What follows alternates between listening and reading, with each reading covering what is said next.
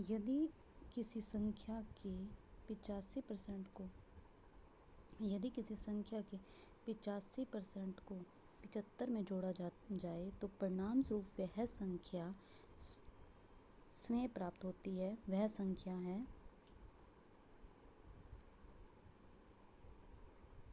75/1500। अब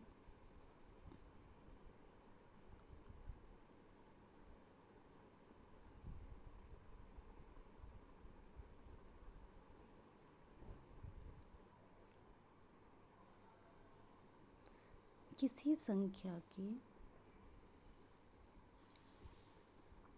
संख्या के 85% को 75 में जोड़ा जाए तो वह संख्या स्वयं प्राप्त होती है। मतलब कि वो संख्या खुद, वो हर संख्या अपने आप में क्या होती है, 100%। वो संख्या तो वह संख्या द नंबर इटसेल्फ, मतलब कि वो संख्या क्या है, वो संख्या 100 है। अब ये देखो 75 में जोड़ा जाए किसी संख्या के 85%, तो मतलब कि हमें दे रखी है 15% की वैल्यू। जो उसका किसी संख्या का 85% है, जो को 85% को 75 में जोड़ा जाए, किसी संख्या के 85% को। अब जो हमें जो जोड़ा जा रहा है ना, वो 15% की वैल्यू हमें दे रखी है 75। अब 75 में जोड़ा गया है, किसको जोड़ा गया है, 15% को जोड़ा गया है। 75 में जोड़ा गया है, 15% को जोड़ा गया है। तो इसको मल्टीप्लाई कर दो आप 100 से, 75/15 मल्टीप्लाई 100, तो आपकी वैल्यू आ जाएगी, वो संख्या आपको मिल जाएगी।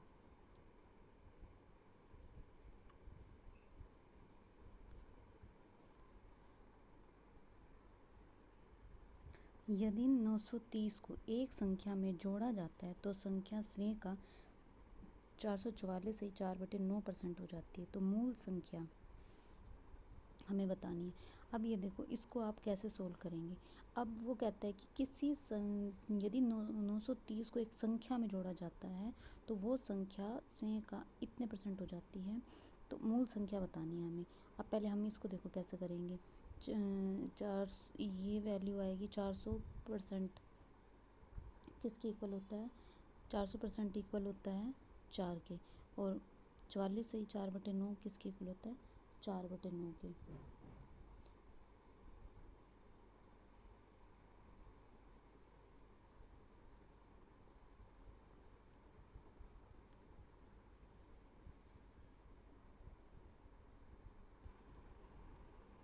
अब ये देखो, ये आ गया 40/9। अब ये हमारे पास आ गया 40/9। 40/9 में जो 40 है हमारी फाइनल वैल्यू है, जो 9 है हमारी ओरिजिनल वैल्यू। अब देखो 9 में कितना ऐड करें, 40 आ जाए। 9 में हम ऐड करेंगे 31। अब 31 जोड़ा है, उसकी वैल्यू तो हमें दे रखी है 930। 930 को किसी संख्या में जोड़ा जाता है। अब यहाँ से हम देखेंगे 9 में क्या हमने जोड़ा है, 31 जोड़ा है, तो 40 आ गया हमारे पास। तो हमें 31 की वैल्यू दे रखी है कि 930 को किसी एक संख्या में जोड़ा जाता है तो संख्या स्वयं का इतने % हो जाती है। मूल संख्या बताओ। तो अब ये हमें जो जोड़ा गया उसकी वैल्यू है, जोड़ा हमने कितना है 31, जो जोड़ा गया उसकी वैल्यू हमें दे रखी है 930।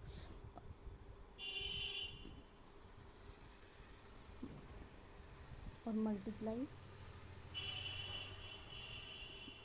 बाय 9।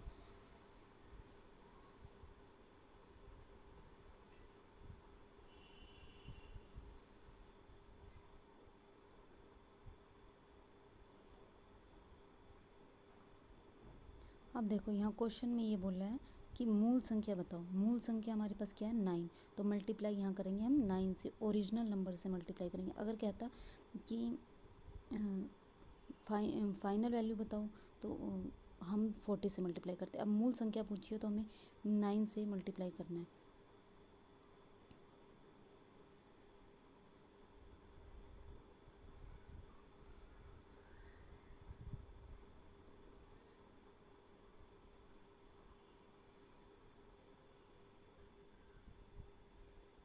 अब ये हमारे पास 270 इसका आंसर आ जाएगा। ऊपर वो लिखते हैं जो जोड़ा जाता है। अब ये लिखा हुआ है ना, एक संख्या को जोड़ा जाता है, ये ऊपर वही आएगा 930, वही आएगा जो जोड़ा जाता है, उसकी वैल्यू है ये।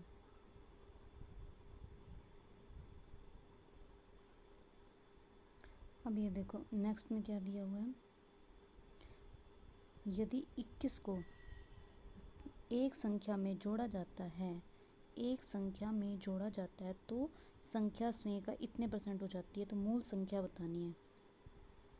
अब हम संख्या स्वयं का इतने % हो जाती है, फाइनल वैल्यू दे रखी है, इतने % हो जाती है, हमें मूल संख्या बतानी है। अब ये देखो 137 से 1/2 को हम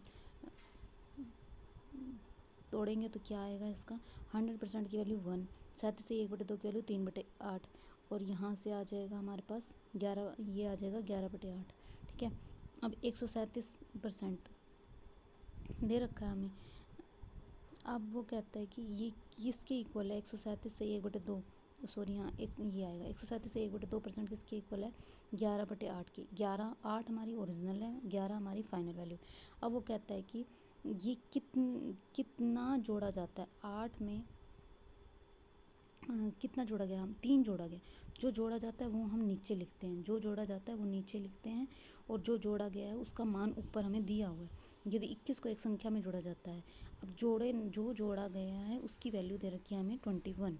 ठीक है, अब 3 क्या है, 3 है 8 से 11, 0 से फाइनल होने में, 8 से 11 होने में कितना ऐड किया हमने, 3 ऐड किया। जो जोड़ा है उसके मान दे रखा है, तो इसलिए हमने वो लिख दिया, 8 में 3 जोड़ा और तो 11 आया, तो 3 लिख दिया हमने नीचे। अब उसने पूछा है कि मूल संख्या बताओ, मूल संख्या कितनी है, मूल संख्या, तो हम यहाँ पे मूल संख्या हमारे पास है 8, तो हम 8 लिख देंगे। अगर फाइनल वैल्यू पूछा होता तो हम 11 लिख देते, अब यहाँ 8 लिख देंगे, ये हमारे पास आंसर आ जाएगा इधर।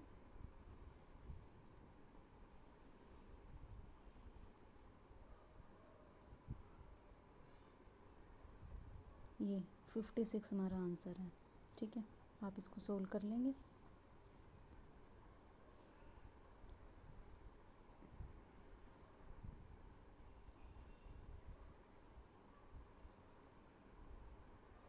अब ये देखो ये लिखा हुआ है यदि किसी संख्या के 40% और उसी संख्या के 30% का योग 70 है तो वह संख्या कौन सी है। अब कोई नंबर है 100 ले लो, 100x।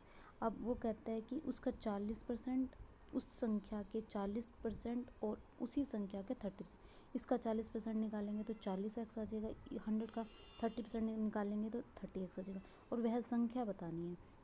अब यहाँ से x की मान आ जाएगा, x की वैल्यू 1 आ जाएगी, तो 100x हमने जो नंबर माना था वो माना था 100x माना था, 100 की वैल्यू, नंबर की वैल्यू आ जाएगी, 100 को 1 से मल्टीप्लाई कर देंगे तो 100 आंसर आ जाएगा हमारे पास।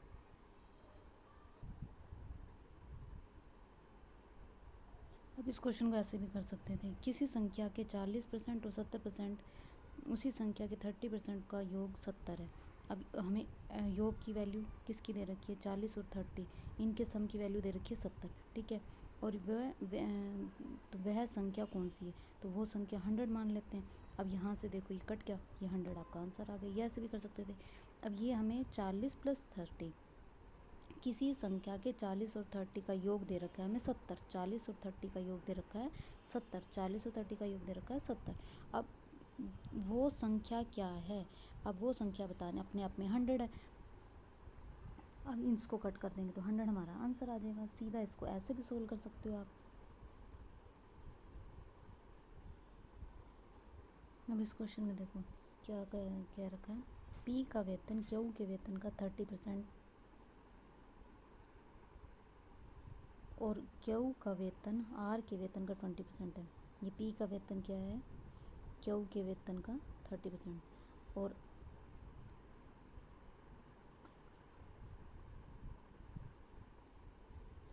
Q का वेतन, इसका वेतन R के वेतन का 20% है। अब हम जिसका हमें नहीं दे रखा, R का नहीं दे रखा, R को हम 100 मान लेते हैं। या अब 100 का 20% करेंगे तो क्या आएगा, ये देखो 20 आ गया। अब इसी तरह ही अब 20 का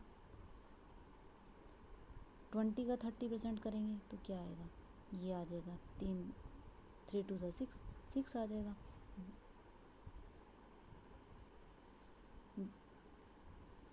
क्यू की वैल्यू 20 है, 20 का 30% करेंगे तो 6 आ जाएगा यहाँ पे। ये देखो 6 आ गया। अब उसने पूछा है कि पी का वेतन आर के वेतन का कितना परसेंट है। पी का वेतन 6 है और आर के वेतन का, आर की वैल्यू नीचे, पी की वैल्यू ऊपर, और कितने परसेंट है उसके लिए 100 लगा दो। इसकी वैल्यू आ जाएगी 6 आंसर।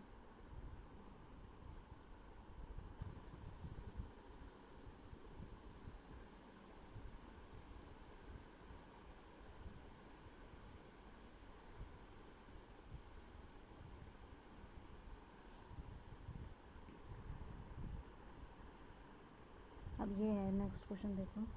अब ये लिखा हुआ है एक आदमी 5/3 के बजाय 3/5 से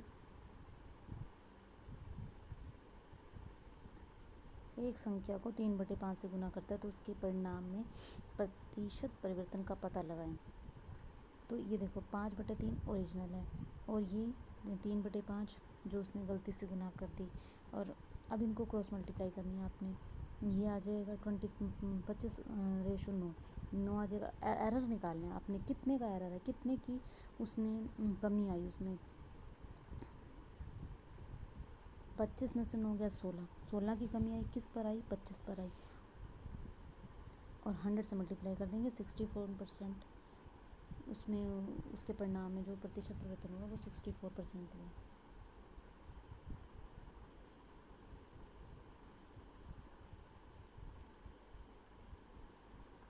ये देखो 16 की कमी आई, किस पर आई, 25 पे आई। 16 की कमी आई 25 पर आई।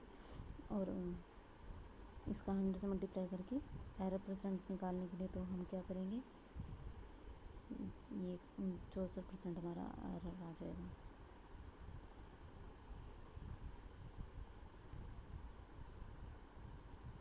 अब ये देखो, अब ये आपने इसको खुद ट्राई करना है कि अब ये वाला क्वेश्चन,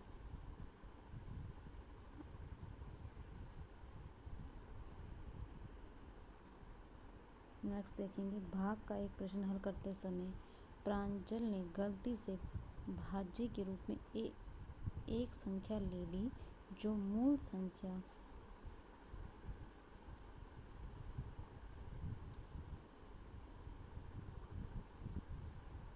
संख्या भाज्य से 10% अधिक थी। उसने गलती से भाजक संख्या में एक संख्या ले ली जो मूल भाजक से 25% थी।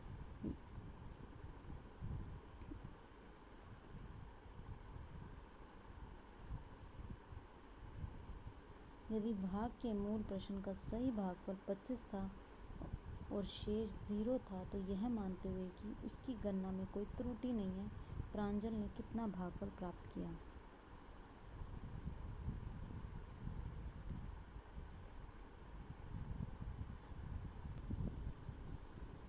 अब ये देखो, अब उसने क्या कहा है, भाग का एक प्रश्न हल करते समय प्रांजल ने गलती से भाज्य के रूप में एक संख्या ले ली।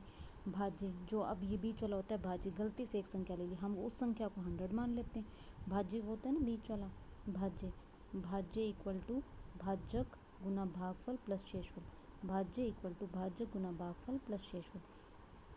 ये भाज्य इक्वल टू भाजक गुना भागफल प्लस शेषफल, ऐसे होता है ना। अब ये देखो उसने ये कहा है कि गलती से उसने एक संख्या ले ली जो मूल भाज्य से 10% अधिक है।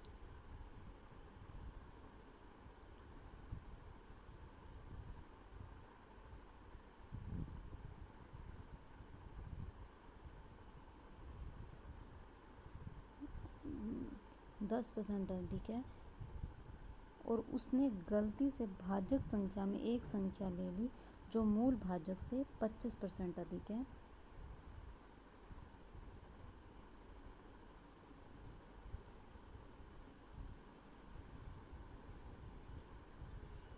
यदि संख्या के मूल प्रश्न का सही भागफल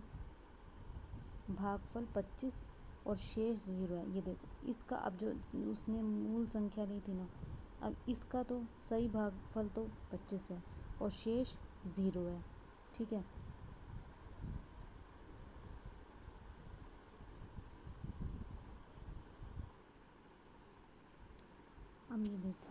इसमें क्या दे रखा है,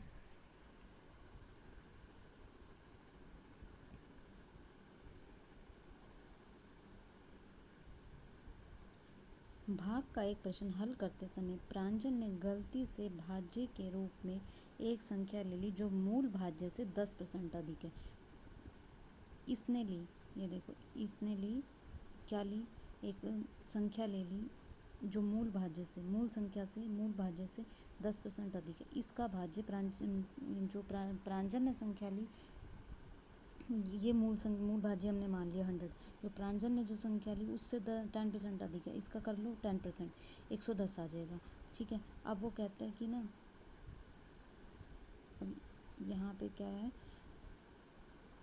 जो मूल उसने गलती से भाजक संख्या में एक संख्या ले ली जो मूल भाजक से 25% अधिक है। यहाँ भाजक में देख लिया हमने, भाजक में मूल संख्या से 25% अधिक है।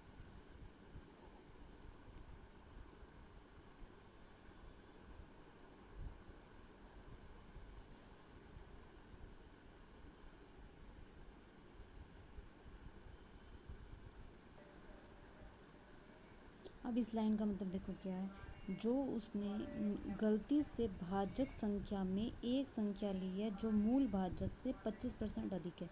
अब ये भाजक है, अब मान लो एक ये भाजक है 100 और दूसरा भाजक है 25% ज़्यादा। ठीक है, ये भाजक ही होता है, 25% ज़्यादा, इनको कट कर लो आपस में, आप ले लो 25 चौके 100, 25 पंजे 125। ठीक है, ये यहाँ 4 ले लो, यहाँ 5 ले लो, ये 4y आ गया, यहाँ पे 5y आ गया। ठीक है, आया कहाँ से आपको पता चल गया, क्योंकि 25% अधिक थी, यहाँ से आया। अब वो कहते हैं कि यदि भाग के मूल प्रश्न का सही भागफल 25, भाज्य हो गया और भाजक हो गया और यह भागफल। अब वो कहता है कि मूल प्रश्न का सही भागफल 25 और शेष 0 है, तो गणना में त्रुटि नहीं है। प्रांजल ने कितना भागफल प्राप्त किया, मतलब पी ने कितना भागफल प्राप्त किया। ठीक है, अब इसका भागफल बताना है। अब उसने कहा है कि अब ये यहाँ देखो, अब ये है। ठीक है, अब उसने ये इसकी वैल्यू कैसे निकालते हैं आप, अब ये भाज्य है 100x, भाजक गुना भागफल प्लस शेषफल। भागफल क्या है 4y, भाजक क्या है 4y, भागफल क्या है 25 और शेष क्या है हमारे पास 0। अब यहाँ से आप x की वैल्यू निकाल लोगे, x इक्वल टू y आ जाएगा। अब x को आप 1 मान लो तो y की वैल्यू भी 1। अब यहाँ जितनी जितनी जगह आपका x और y है उनकी जगह आप 1 रख दो। अब यहाँ पे आपके पास था 5y की जगह 5 आ जाएगा, यहाँ पे 110x था। ठीक है ना, यहाँ आया था ना 110x, 10% ज़्यादा था प्रांजल का भाज्य 10% ज़्यादा था, तो यहाँ 110, यहाँ भी x की जगह आप 1 रख दो। अब ये बचा 5 को 110 से आप भाग करोगे तो क्या आएगा 22। ठीक है,